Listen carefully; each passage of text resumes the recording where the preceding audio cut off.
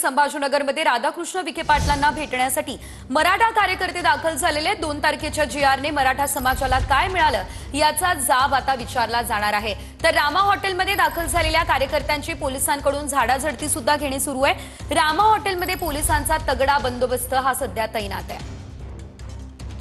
या संदर्भात अधिकची अपडेट घेऊयात आमचे प्रतिनिधी दत्ता कनवटे यांच्याकडून। दत्ता, आपण पाहतोय छत्रपती संभाजीनगरमध्ये या घडामोडी घडताय, पोलिसांचाही चोख बंदोबस्त आहे, सध्याची काय अपडेट?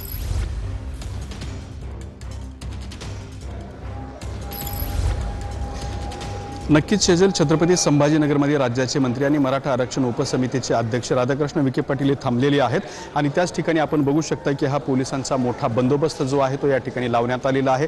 खरं तर मनोज जरंगे पाटील यांनी उपोषण केल्यानंतर मुंबईमध्ये त्यांना 2 तारखेला जो जीआर देण्यात आला होता त्या जीआरच्या आधारे मराठा समाजाला काय आरक्षण मिळालं असा जाब विचारण्यासाठी काही मराठा कार्यकर्ते या ठिकाणी दाखल झाले आहेत। आपण समोरच्या जर बाजूला बघितलं तर हे सगळे मराठा कार्यकर्ते आणि प्रतिनिधी या ठिकाणी बसल्याचं आपल्याला पाहायला मिळतात आणि हे सगळे कार्यकर्ते राधाकृष्ण विखे पाटील यांना जाब विचारणार आहेत।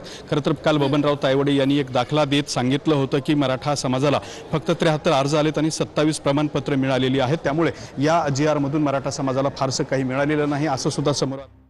निश्चितच धन्यवाद दिलेल्या सर्व अपडेट्ससाठी। तर आपण पाहतोय छत्रपती संभाजीनगरमध्ये विखे पाटलांच्या भेटीसाठी हे सर्व मराठा कार्यकर्ते जमले।